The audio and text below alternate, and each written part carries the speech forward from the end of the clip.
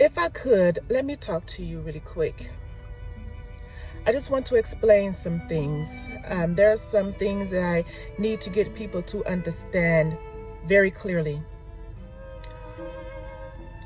Humans have this prideful, arrogant thinking that their minds can grasp the fullness and the wisdom of God. And what I mean by that is that there's this prideful, arrogant thinking that says, because I can't touch God, because I can't see God, therefore he do not exist. But you only come to that conclusion because your mind is too shallow and incompetent to understand the fullness of God. Your mind can't even get past the physical realities of life. Things that you can touch, things that you can taste, things that you can feel. Your mind only understands those things in the physical realm. Do you understand that God do not function in the physical realm? Because he is not a physical creature, he is a spiritual being. Therefore, he cannot function in the physical realm. That is why you cannot see him, you cannot physically touch him. Because he do not function in the physical realm. Also, God cannot function in something that he created. God created all of life, all of the matter and the atoms and the microbes and all of that is on the earth. God created that. God will not function in something that he created. He cannot do that. The only way God can function in the earth that he created is by becoming the Son of God. By becoming Jesus, he was able to manifest himself in the person and the physical being of Jesus so that he can function in the earth and interact with his creation. But God is a spiritual being that exists outside of his creation.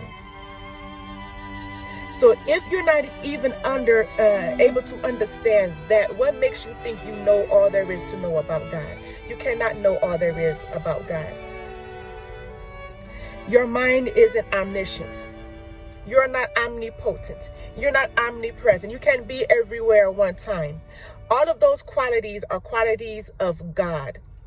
God is omnipotent, omnipresent, omniscient. All of those things are things that are only able to exist outside of the physical realities of life.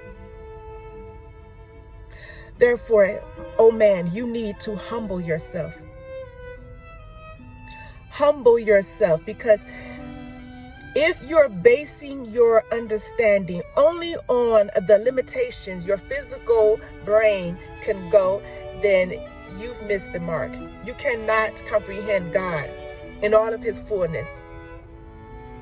You just have to understand that there is some things that the human mind cannot grasp. You cannot grasp and understand everything. You just have to make do with the information that we do have. Do you understand that God has given humans the ability to know only so much? Have you noticed that in history, that if you are too intelligent, if you are too smart, that you go a little bit insane because your brain is not able to grasp all of the intelligence that God has. So that's why God only gives us enough understanding, enough information that our minds can handle. He cannot give you all there is to know about himself. Our minds will not be able to compute. All right, so if your brain is only able to comprehend just so much about God, what makes you think you know it all? You do not know it all, oh man. You cannot know it all. You only know enough.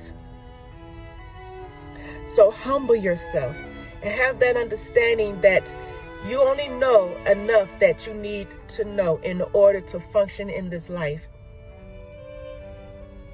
But your theory that God do not exist because you cannot feel him, touch him, see him, that is a false, that is an incompetent way of thinking about the Almighty Creator.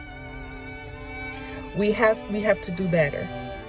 All right, we have to do better with our infinite minds.